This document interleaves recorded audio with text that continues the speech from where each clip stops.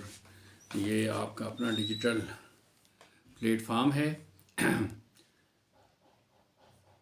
पिछले 25 30 35 घंटों से पाकिस्तान के सियासी फ़ज़ा में एक भूचाल आ गया है, जब मौलाना फजलुर रहमान साहब ने एक नदीम मलिक को एक इंटरव्यू देते हुए ये कहा कि पाकिस्तान में जो अदम एतमाद आई थी इमरान खान की पीटीआई की हुकूमत के ख़िलाफ़, वो उसके लिए हम लोगों ने जो नो कॉन्फिडेंस मूव चलाई थी असम्बली में, वो जनरल बाजवा और जनरल फैज़ हमीद के कहने के ऊपर चलाई थी। तो इस स्टेटमेंट ने पूरे पाकिस्तान की मौजूदा पॉलिटिकल जो पिलर्स हैं उनको शेक कर दिया है। और हमारे ना एक बुज़ुर्ग हुआ करते थे, वो अल्लाह ने जन्नत नसीब करे, वो कहा करते थे जब झूठा सच बोले ना तो समझो सच ख़तरे में है। तो मौलाना फजलुर रहमान साहब का जो अपना जमीयत उलमा इस्लाम फजलुर रहमान ग्रुप जो है, वो उसकी जो हिस्ट्री है, जो उनका जो मुतासिर हैं, वो अपने वालिद साहब से, और उनके वालिद साहब जो हैं वो शेखुल हिंद महमूदुल हसन साहब से, और शेखुल हिंद महमूदुल हसन साहब जो थे उनकी अपनी ज़िंदगी पाकिस्तान पार्टीशन से पहले मुसलसल अंग्रेज़ साम्राज्य के ख़िलाफ़ मुसल्लह जद्दोजहद करते हुए गुज़री, और उन्होंने और उनके साथियों ने, उनके मुरीदों ने, उनके चाहने वालों ने बहुत बड़ी बड़ी सऊक़तें बर्दाश्त की इस सिलसिले में। लेकिन जब मौलाना फजलुर रहमान साहब का वक्त आया तो उससे पहले ही वो 2-3 चीज़ों से दस्तबरदार हो चुके थे। एक, पाकिस्तान में शरीयत के नफाज के हवाले से, निज़ाम मुस्तफ़ा लाने के हवाले से, और साम्राज्य के ख़िलाफ़ मुसल्लह जदोजहद करने के हवाले से।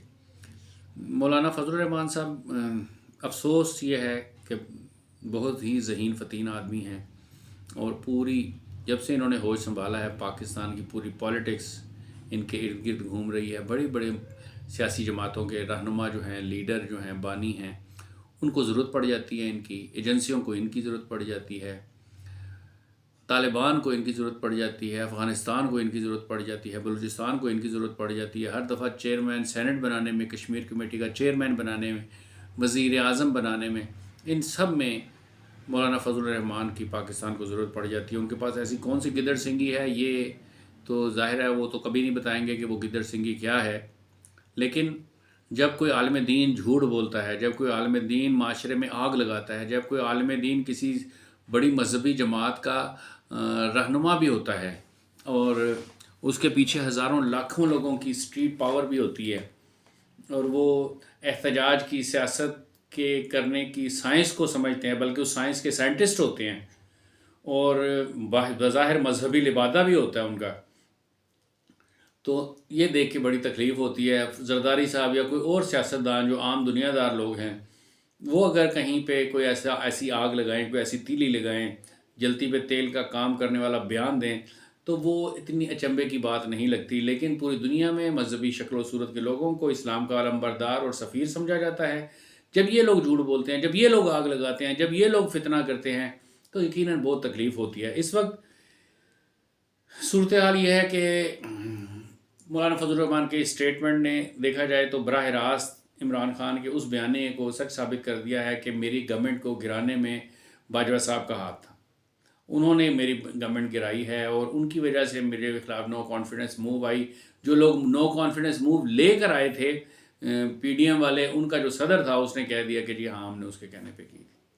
यानी कि इनकी अपनी कोई ना इज़्ज़त है, ना इज़्ज़त नफ्स है, ना इनको अपनी पार्टी का ख्याल है, ना इनको मुल्क कौम, मुल्क मिल्लत का ख्याल है, ना पाकिस्तान के माशी मुस्तकबिल का ख्याल है, ना पाकिस्तान में इस वक्त मौजूद अफरा तफरी का ख्याल है।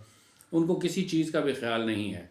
उनको सिर्फ़ ये है क्योंकि उनको अगर उनको किसी तरीके से हुकूमत मिल जाती है, और जो उनके मतलूबा नताइज थे, जिसके वो मुतमन्नी थे इलेक्शंस में, अगर वो हासिल हो जाते तो वो कभी भी किसी भी सूरत में जो है ये वाली सारी बातें ना करते, इस तरह का कोई स्टेटमेंट ना देते। लेकिन मौलाना फजलुर रहमान साहब, जो कि इमरान खान को एक तवील अरसे से मुसलसल यहूदियों का एजेंट कहते रहे, और पाकिस्तान के लिए एक ख़तरा कहते रहे, और पाकिस्तान में एक फितना कहते रहे, और इसकी बाकायदा उन्होंने जम के तबलीग की, और किसी जगह पे किसी बात को भी इस तरह की बात को करने से चूके नहीं। और दूसरी तरफ इमरान खान, जिन्होंने कभी उनका नाम फजल रहमान लिया ही नहीं, उन्होंने हमेशा उनको मौलाना डीज़ल कहा। बहुत ही बेअदबी वाली ख़राब बात है किसी आलिम दीन को इस तरह से नाम बिगाड़ के पुकारना। और उनके ऊपर चोरी के इल्ज़ामात, उनके ऊपर धौंस के, धांधली के, लूटमार के, बदमाशी के, इस्लाम को बदनाम करने के, और मालूम नहीं क्या क्या कुछ नहीं कहा इमरान खान ने उनके ख़िलाफ़, और क्या क्या उसके ख़िलाफ़ स्टेटमेंट्स नहीं दिए। लेकिन वही फजल रहमान जो उनको यहूदियों का एजेंट कह रहा था, पता नहीं यहूदियों के एजेंट इमरान खान साहब हैं या मौलाना फजल रहमान खुद है, कि मौलाना फजल रहमान साहब ने ये कह दिया कि मैं इमरान खान को बचाना चाहता था, लेकिन इस्टेब्लिशमेंट इस बात के लिए तैयार नहीं थी। और आप क्यों बचाना चाहते थे? पहली बात तो यह, आप बचाना क्यों चाहते थे? अगर वो यहूदियों का एजेंट था, कोई उनको निकाल रहा था, उनको निकालने देते। इसमें बहुत बातें हो गई। जरदारी साहब से किससे पहली मुलाकात हुई थी, कि इन्होंने कहा मेरे से पहली दफ़ा बाजवा साहब की मुलाकात हुई, उन्होंने कहा मौलाना फैज़। अब जनरल फैज़ और जनरल बाजवा साहब के बयान आ गए हैं कि ये जो है ना, ये जो झूठ पे मबनी स्टेटमेंट है मौलाना फजल रहमान का, ऐसी कोई बात हुई नहीं है। तो ज़रा आप अंदाज़ा लगाएं कि वो मिलिट्री इस्टेब्लिशमेंट जो इनको मुसलसल इस्तेमाल कर रही थी, वो अब ख़ुद एक मखमसे में पड़ गई है कि मौलाना फजल रहमान और इमरान खान दोनों एक प्लेटफार्म पे इकट्ठे हो गए। इन्होंने हाथों में हाथ दे दिए हैं, ये शीर व शकर हो गए हैं, और ये मिलिट्री इस्टेब्लिशमेंट को आइंदा आने वाले दिनों में चैलेंज करेंगे, या हुकूमत में नहीं बैठना चाहते हैं। ये बातें सामने आ रही हैं इनके। आप को जब अगर एक दफ़ा क्रिकेट खेलते हुए 2 दफ़ा बारी नहीं मिलेगी तो आप नाराज़ हो जाएंगे, और फिर आप नए पुराने लोगों के करैक्टर, उनकी पुप्पियों, माओं के, चाचियों के, नानों के पुराने अफेयर्स बयान करने शुरू कर देंगे। यही काम मौलाना फजल रहमान कर रहा है। तो अब वो सूरत हाल इसी तरह की है कि फजल रहमान, इमरान खान भाई भाई, मिलिट्री इस्टेब्लिशमेंट कहाँ से आई? तो मिलिट्री इस्टेब्लिशमेंट जो इन सब, जिनके ये मोहरे हैं, जो इनके साथ खेलते हैं, जो इनकी डोरें खींचते हैं, ये उनके ऐसे पूछे बगैर वाशरूम में भी जल्दी किए नहीं जाते, अब ये उन्हीं को आंखें दिखाने लग गए हैं, और इस सिलसिले में एक नया इत्तेहाद की शक्ल पैदा कर दी है। तो इलेक्शंस हुए हैं, इलेक्शंस होने से एक फ्रस्ट्रेशन कौम की ख़त्म तो हुई है, लेकिन उसके बाद जिस किस्म की अफरा तफरी मचा दी है हर सियासी जमात ने, चाहे वो मजहबी हो या गैर मजहबी सियासी जमात हो पाकिस्तान की, इस तरह की भी पिछले 77, 75, 78 सालों में पाकिस्तान ने इस तरह के हालात नहीं देखे। पोस्ट इलेक्शन जो कॉन्सिक्वेंसीज हैं वो बहुत ही अजीबोगरीब हैं, जिनको कोई तवक्को नहीं कर रहा था।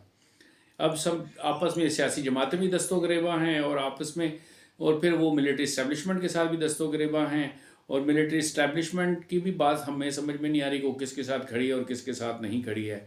इलेक्शंस भी हो गए हैं, लेकिन अभी तक ये समझ में नहीं आ रहा है। इंतहाई कन्फ्यूज़ हैं, पॉलिटिशियंस कन्फ्यूज़ कर रहे हैं, मीडिया कन्फ्यूज़ कर रहा है, मिलिट्री इस्टेब्लिशमेंट कन्फ्यूज़ कर रहा है, लेकिन किन को? आवाम को समझ नहीं आ रही उन्हें वोट किसको डाला है।